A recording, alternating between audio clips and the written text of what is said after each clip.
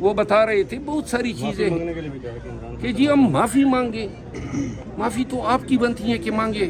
ایسا معلوم ہو رہا تھا جیسے وردی میں اتاتار بیٹھا ہو. یہ جو کل کی پریس کانفرنس تھی اس میں 4-5 چیزیں آپ لوگ انڈر لائن دیکھ لیں. ایک تو فارم 47 کو جو ہے ڈیٹو کر رہے تھے. کام نہیں ہے فوج کا. یہ ٹریبیونل میں زیر سماعت ہے. ٹریبیونل نے فیصلہ کرنا ہے کہ یہ فارم 47 جو ہے غلط بنے یا درست بنے ہیں. نمبر 1 ججز نے لیٹر لکھا اور ججز کے لیٹر پہ کمنٹ کیا گیا کہ جی یہ الزامات تو درست نہیں تھے لیکن مقدمہ زیر سماعت ہیں. یعنی 6 جج جھوٹ بولیں گے ہائی کورٹ کے. پھر جو ہے کہا گیا کہ انتشاری پارٹی. یہ کس طرح کے الفاظ ہیں؟ اچھا مروہ صاحب ایک سوال. مروہ صاحب کل ایک پریس کانفرنس کی گئی, معافی کا مطالبہ کیا گیا, اس حوالے سے آپ کیا کہیں؟ اچھا سوال کیا. کل جو D G I S P R نے پریس کانفرنس کی ہے سن کے مجھے بڑا افسوس ہوا.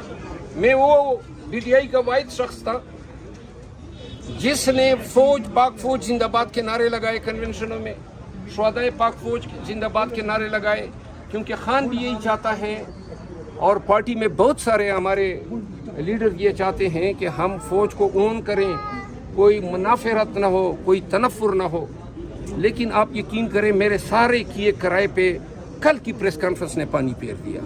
ایسا معلوم ہو رہا تھا جیسے وردی میں اتاتار بیٹھا ہو. یہ کس طرح کی زبان تھی اتنے سینئر لیول پہ, اور سب جھوٹ پہ مبنی تھا.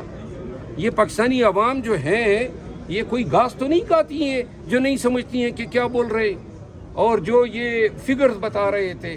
پاکستان تحریک انصاف ملک کی سالمیت, ملک کی وحدانیت اور ابو الوطنی کے حوالے سے پاکستان کی تمام سیاسی پارٹیوں سے ایک نمبر اعلیٰ و ارفع مقام رکھتی ہے.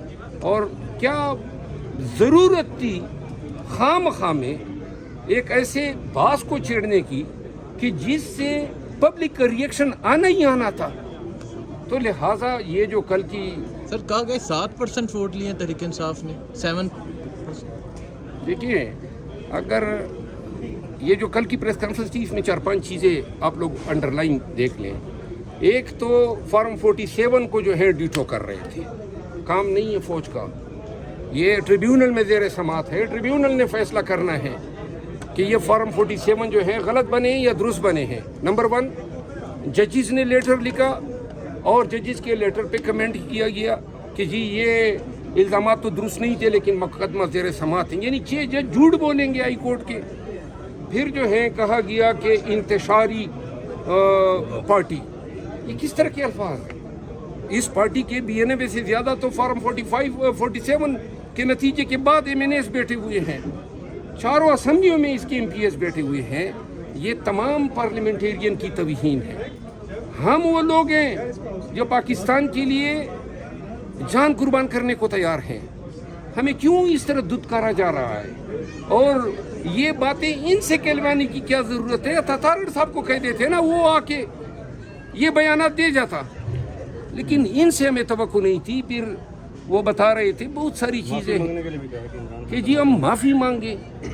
معافی تو آپ کی بنتی ہے کہ مانگے, ہماری تو نہیں بنتی ہے. ہم کس چیز کی معافی مانگے؟ ابھی تک جیلوں میں ہمارا لیڈر پڑا ہوا ہے اور معافی بھی ہم مانگے.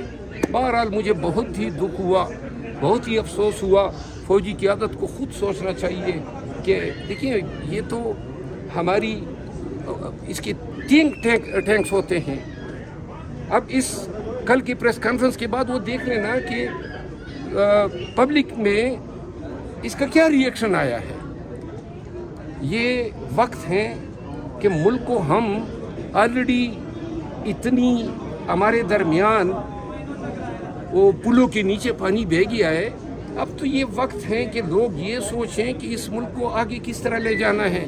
مزید نفرتوں کو آواز دے کے کیا حاصل ہو سکتا ہے؟ نہ ان کروڑوں عوام کو مائنس کیا جا سکتا ہے. 25 کروڑ سے زیادہ پاپولیشن ہے, کوئی مائنس تو نہیں کر سکتا ہے نا. تو لہٰذا اس عوام کے مینڈیٹ کو, عوام کے ایک لیڈر کے ساتھ محبت کو یا اس پارٹی کے ساتھ لگاؤ کو تسلیم کیا جانا چاہیے. اس طرح کے بیانات دے کے نہ آپ 8 فروری کے فیصلے کو تبدیل کر سکتے ہیں. عوام نے बबांगे दहल कह दिया था 8 फरवरी को, 9 मई के हवाले से तो मैं 20 दफ़ा बात कर चुका हूँ, तो लिहाजा उसको रिपीट करनी चाहिए। नंबर 2, ये 2 महीने से खान पब्लिक अकाउंट कमेटी का मुझे इल्म नहीं था। उमेर नियाजी साहब ने मुझे फ़ोन किया कि बैरिस्टर गौर साहब और हम में गए थे और खान ने अपोजिशन के लीडर के लिए उमर अयूब साहब का और पेक के लिए आपका नाम दिया। ये तो उस वक्त की बात है जब उमर अयूब साहब की नॉमिनेशन और मेरी एक दिन हुई थी। ज़रा प्लीज़ खामोश हो जाएं। इसके बाद 3 दफ़ा साजिशें कराई गई और खान 3 दफ़ा कन्फर्म करता गया और खान ने जितना मेरा साथ देना था दिया, लेकिन अब मैं मजीद इस मामले पे मुझे उनका साथ दरकार ही नहीं है। मैं खुद ही ऐलान कर रहा हूँ। और एक चीज़ है कि बेतौकीरी कतई कबूल नहीं है, किसी को इजाज़त नहीं है। और इस पार्टी में और ये तमाम जो जदोजहद की हैं, ये जो तकालीफ उठाई है, इज़्ज़त के लिए उठाई है। और खान के तो फेल यही एक मकाम मिला कि जिधर जाता हूँ हज़ारों लोग निकल आते हैं एहतजाजों के लिए। मैं एहतजाज अपनी ज़ात के लिए नहीं करा रहा हूँ, PTI के लिए करवाता हूँ और हर शहर में लोग निकलते हैं। मेरे हवाले से जो ही 8 फरवरी के बाद ये लोग बाहर आए, इन्होंने मेरे ख़िलाफ़ सोशल मीडिया का इस्तेमाल किया, मेरे ख़िलाफ़ यक के बाद दीगरे। जब कुछ नहीं मिला, वो कादियानी वाला किस्सा मैंने सुनाया हुआ है कि कुछ नहीं मिला तो जनाब ये कि जी ये कामयाब किस तरह हैं। तो कामयाब अभी जो है, मैंने कसूर में जलसा किया तो वहाँ तो मरियम नवाज की हुकूमत है। मैंने तलगंग में जलसा किया, वहाँ मरियम नवाज की हुकूमत है। मैंने कराची में रैली की, वहाँ पीपल पार्टी की हुकूमत है। तो वजह इसकी ये है कि जब किसी काम का तहैया कर लेते हैं तो गिरफ्तारी हो, मार दाड़ हो, कुछ भी हो, पूरा करके दम लेता हूँ। इस तरह नहीं होता है कि 5 सिपाही खड़े हो जाए और फिर कहते हैं कि जनाब एहतजाज ख़त्म। एक जगह पे कोई बता दे, पूरे पाकिस्तान में फिरा हूँ, तमाम एहतजाज किए और इख्तिताम तक पहुँचाए हैं। कभी पुलिस के आगे, ये रियासती इदारों के आगे हथियार नहीं डाले, ये मेरा वतीरा ही नहीं है। और ये सब कुछ इज्जत और तकरीम के लिए किए। तो लिहाजा मैंने फैसला किया है कि चूँकि और खान ने एक वक्त में एहतजाज की जिम्मेदारी मुझे सौंपी, पाकिस्तान भर में एहतजाज करना था, मैं बड़ा खुश था। और रमज़ान में मैंने ये बयान दिया था कि ईद के बाद हम मुकम्मल जो है, ईद के बाद हम मुकम्मल एहतजाज के लिए निकलेंगे, पार्टी का फैसला था। तो ईद गुजर गई। ईद के बाद मैंने आज तक 14 जलसे किए हैं, आप सबको इल्म है, ईद के बाद से लेकर। लेकिन ईद के बाद जलसा था हमने 23 मार्च को रखा इस्लामाबाद में। नामालूम मौजूदात की बिना पे जनाब अली वो 30 मार्च को चला गया। 30 मार्च से फिर ये 6 अप्रैल को गया और 6 अप्रैल के बाद गायब हो गया। नंबर 1। नंबर 2, कराची में जलसा था, ख़त्म हो गया कि जी इजाज़त नहीं दे रहे हैं। और भाई हमने कभी इजाज़त मांगी? हम तो हमेशा मुंह उठा के चले जाते थे, आगे से पर्चा हो जाता था तो होने देते कि जी इजाज़त नहीं दी है। एहतजाज इस तरह होते हैं कि वो आपको इजाज़त देंगे और महमल पे तशरीफ़ लाएंगे। वो तो आपने भागना है, लाठियाँ खानी है, लोगों को उठाना है। फैसलाबाद में जलसा रखा गया, 2 दफ़ा पोस्टपोन हुआ। लाहौर में जलसा रखा गया, इजाज़त नहीं मिली। गुजरात में जलसा रखा गया, वो भाई इजाज़त के पीछे फिर हो गए, फिर तो ये एहतजाज होने से रहा। अब मैंने ये फैसला किया है कि अब चूँकि एक अपोजिशन में, नेशनल असेंबली में अपोजिशन लीडर हैं, दूसरा कौमी असेंबली में सेनेट में है, तो इनकी जो है क़ियादत अब पाकिस्तान तहरीक इंसाफ को लीड करेगी एहतजाज पे।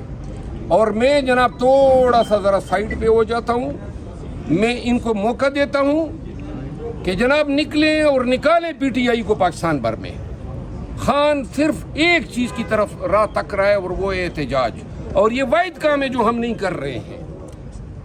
एहतजाज, रैलीज और मुज़ाहमत, ये सिर्फ ये काम नहीं कर रहे हैं, बाकी लेग पुलिंग कर रहे हैं, अपनी साजिशें कर रहे हैं, अपना बेड़ा गर्क कर रहे हैं। तो लिहाजा अब जब तक خان صاحب مجھے احتجاج کی مکمل اختیار اور آزادی نہیں دیں گے، میں پیچھے رہوں گا.